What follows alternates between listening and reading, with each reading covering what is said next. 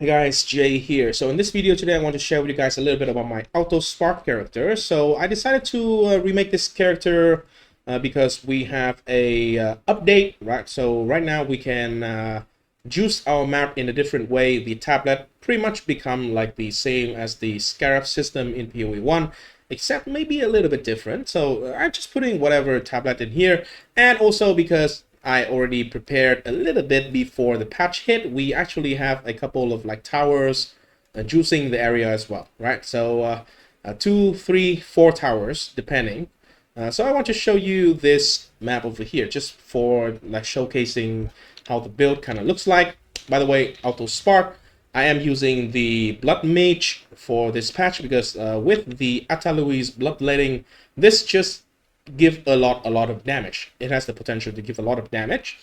And because I'm trying to get the Atalui's Bloodletting into 2 different spark gem, which is one is the spark comes from the staff, which is the one that we get triggered when we kill a shocked enemy, and then we trigger it twice because of Killjoy.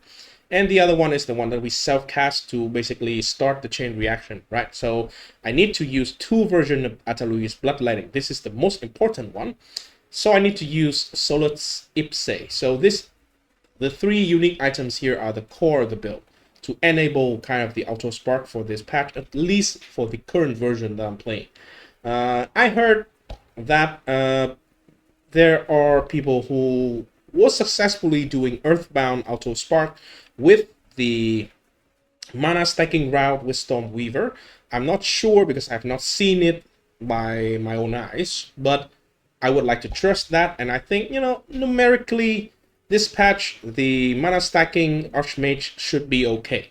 But I have a Blood Mage and I don't have the time to level a new character, so I really want to try this one out first, right?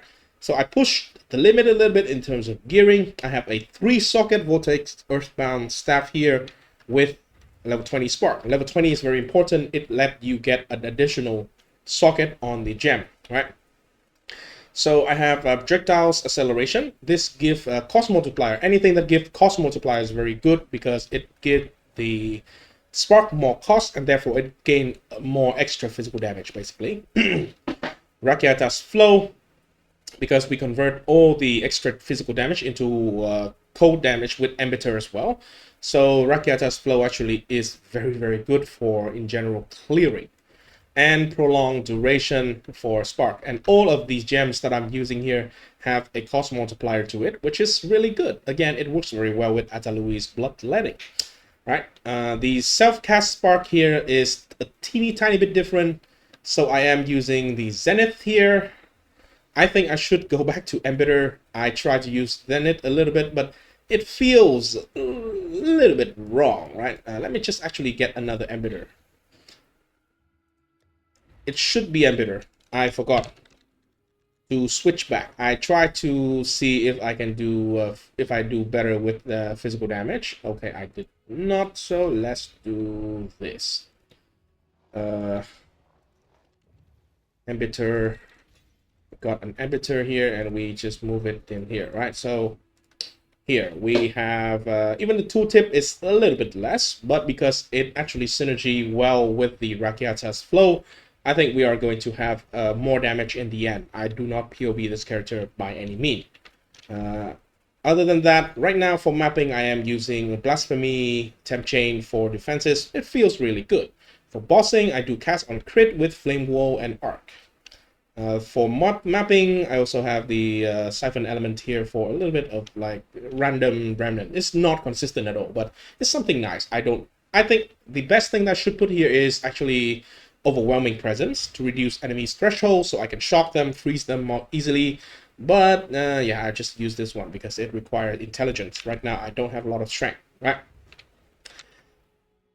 For the cast on crit here, why do I use Flame Wall? It adds more fire damage to the spark, which is nice. The arc here, because it has 50% more magnitude of shock, so it applies a bigger shock on the enemy. So it is not for extra damage, it's pretty much just debuff and buff. So let's go to the crypt. Hopefully the game is going to load into the map, and yeah, nice. Recently, because of the storm, I have been having a lot of trouble with connection.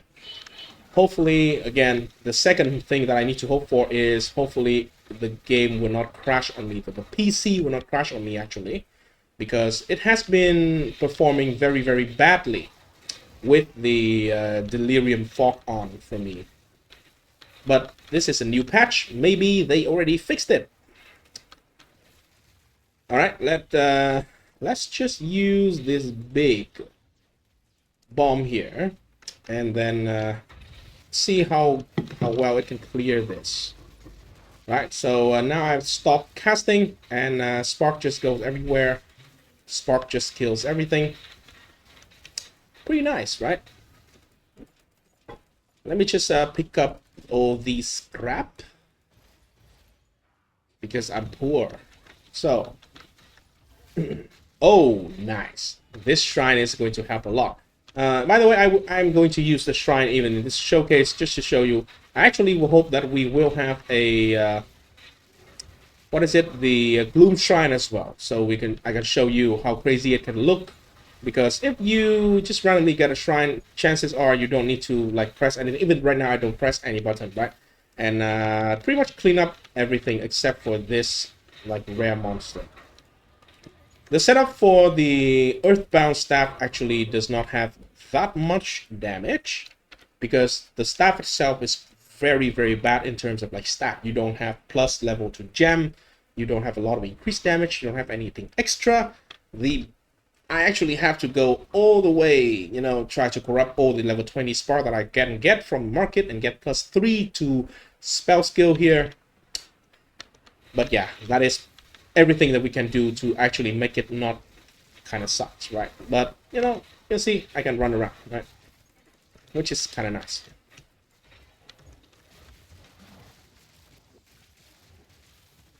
It's lagging a little bit. It is lagging a little bit.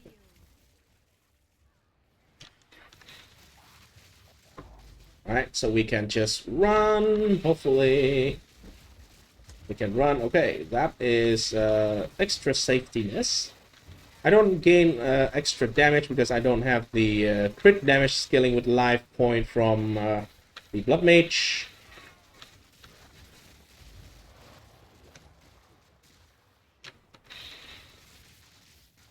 Where is the... Wait, switch over here.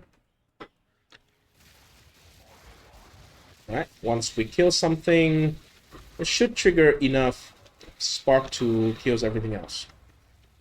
Okay, nice. Is this the boss? Actually, it is the boss. Nice.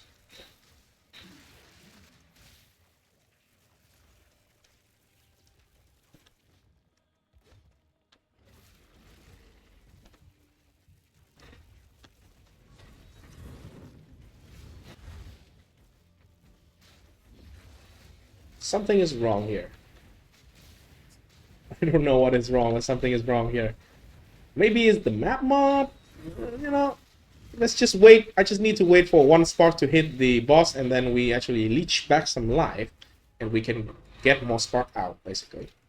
That is the problem with my current Wrath Pit setup, because one spark in the Wrath Pit costs a whopping almost 4k, 3.9k to actually cast. It is pretty insane amount.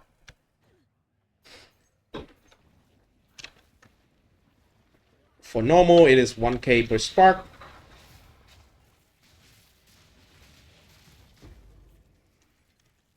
Okay.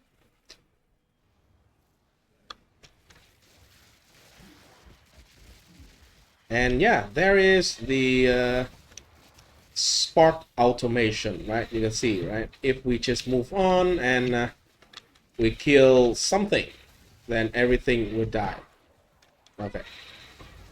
As I say that, they stop dying, so kind of got the idea, right? So yeah, map is completed. Right, so let's go quickly over the character. So Earthbound is obviously a core item. It is to trigger the spark. The Killjoy is to double the trigger of the spark, because on kill effect happen twice. This is trigger on kill, so it is twice trigger. Solus Ipse. So this unique helmet allows me to use 2 versions of the lineage support gem. So I have AutoSpark Bloodletting, and I have Rakiata's Flow on both of my triggered spark and my normal cast spark, like self-cast. And yeah, basically that is the core of the item. Other than that, I just try to get as much life in the body armor. Here is ES as well, life and ES, because the body armor actually used the point to get more life equal to the ES in my body armor through this node. So I got that. If you really want like an insane amount of extra damage, remove Crimson Power. You will lose a lot of ES actually. You will gain life from the Combs Heart body armor, and then you can use the Spell Criticals, Chance Node, and the Gore Spike here. You get a lot more damage than what I'm having here, which is going to be actually more budget friendly. Right, so you can, we'll take Stab. Stole for 1 divine. That is nice. Anyway, I think I might test out the setup with Combs Heart, because technically, right, I don't really need the Spirit. This is a little bit of utility and some extra damage, but if I already have more damage from the Gore Spike here, I think it is going to outweigh the need for cast on critical. And if I kill everything from afar anyway, the Blasphemy Temp Chain is not really that necessary, right? Right now, the main thing that is going to deal a lot of damage to the characters is going to be like the Laser Beam from Abyss, mostly in maps, and then some like undodgeable ability and some ground degen, which the Temp Chain actually does not defend against, right? So maybe I will just try out the Combs Heart, and with Combs Heart we can remove these 2 points and get these 2 points for a lot of extra damage. And it is going to be cheaper as well. I don't think a Combs Heart is going to be as expensive as a very well-rolled ES body armor. This one costs in the market around this much. A Combs Heart should be like 1-0 or something. I'm not sure. For the other stat, just try to get as much life and cap your resistances, pretty much. On Amulet, we want to get +3. O Spell is very obvious, is the best for damage. We kind of want the percent and then flat life as well, because we stack life, right? And I also have the life recoup here. This is actually guaranteed from a essence, so pretty easy to get. And then, of course, this is the final thing, which is a unveiled from your amulet. And I don't think we actually need this one. It's extra nice, right? But you can get resistances, you can get attribute, you can get anything really. And maybe, right? Maybe we can actually fit like rarity into the build as well if you want to do that. I think you can totally fit rarity in here. We still have an extra mod in the prefixes that we don't use for any of the ring mods over here, right? So we can do that. And on other pieces of gear as well. For the offhand, I am using a +5 one, just a very typical one, not even the best one, right? You can see it can be a lot better. This is just a very average +5 wand. And then a Rapith. So Rapith, this actually is a very good one. I got lucky with corruption, but even the normal one is going to be okay. You will still get insane amount of damage, because that is just how the Wrathpith and Bloodmage work together. And that covers the gear. The gem. The gem, what do you care about? Okay, there is like some lag in here.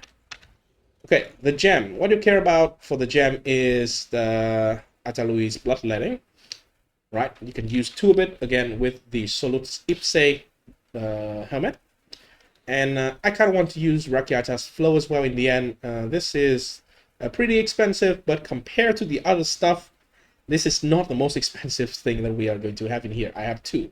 So I used these 2, right? Why do I use Rakiata's Flow? Because even though this is extra physical, I convert it to cold damage. So we can freeze and we can shatter, which is very nice for mapping especially. And even in bosses, freezing the boss is going to be very, very nice, right? And normally they kind of die very quickly anyway. Projectile acceleration, very good for spark, and duration, also very good for spark. And all the things here actually get a cost multiplier to it, and cost multiplier improve the cost of the skill. and more cost, every 10 extra cost is going to give you 2% more extra physical damage from the Atalui. So this setup is very, very nice, and I used the exact same setup for this one as well. I can put this in the exact same order, and you can see, right, exactly the same. This doesn't matter. Again, you can even just ignore this entirely. Blasphemy here doesn't matter as well, just Blasphemy Temp Chain, because I still have a little bit of spirit, so I just used it. If you use Comb's Heart, you are going to have more damage anyway. And Siphon Element, again, very, very unimportant. So the gem setup, again, just the 2 spark, pretty much, nothing else. Very, very, very simple. If you want to, you can put something into the Spell Slinger on the 1, if you have a Spell Slinger 1 as well, but that's not, again, necessary. If you want to, you can put like a Spark Arc in here. You can put Lightning Conduit in here for some secret target if you want to. Just those kind of things, right? Last but not least, the skill tree. So this is kind of like a version of a very, very typical Bloodmage. So I have ES in the build, so I do get a little bit of ES, but pretty much I just go around grabbing the important keystone. For example, this one helped me to get regen on the ES when my life is filled, because we can fill the life not with just regen, but with the leech here as well. Very nice, right? And I have Tech Rod, so we have a lot of regen. This is very, very classic combo of this patch, Bloodmage and Tech Rod. And yeah. Other than that, on the skill tree, we just get some crit, just as much crit as possible. I get everything crit here, here, here, this whole thing, all crit. And yeah, that is very, very nice, right? And we get a little bit of projectile speed here as well, very nice for Spark. A little bit of duration here, very nice for Spark as well. And some shock. So these are actually very nice nodes for shock and shock magnitude as well. So it is very good for clearing and also for bossing as well, for improving the damage. I do have a little bit of weapon set here. So for set 1, which is the set for clearing with the Earthbound, I'm having the branching bolt here, because 1 additional chain means my spark, 1 spark is going to, when it hits an enemy, it guaranteed to chain to another enemy. So basically double the damage, almost, because randomly it can hit another enemy as well, but now it guaranteed. So there's a lot more consistency in terms of damage. And then I get a little bit of life on kill here as well. And for the single target setup, I am having a couple of points here into increased life cost of skill and increased spell damage, which is very, very nice. My skills cost life, right? So this is a lot of damage. Do not get this point, by the way, because if you convert any amount of extra mana into life, and your spell is already costing life because of the Atalui's Bloodletting, it is going to somehow convert back some of it to mana. So it is very weird interaction. Just remember, don't take this point, right? And then some increased elemental damage here. So other than that, let me go over the jewel. So right now I am having Tribal Fury and Momentum. So these doesn't do anything. I'm just using Momentum here because I want to get a little bit more movement speed. But, you know, you can just ignore it. This doesn't give me any damage. This node here, Barbaric Strength, I think it is the best node that you can have for this build. It gives crit damage, strength, and then increased mana cost of skill, which is actually an upside for the build, because it gives extra physical damage from Atalui's Bloodletting. This is Tech Rod Undying Hate. This is just a very Bloodmage jewel. Crit damage, yes. Recover life, very nice, right? Trigger spell deals a bit more increased damage, very nice. This one, increased ES, crit damage, those kind of jewel, right? These kind of jewel, just a bunch of damage or ES is going to be nice.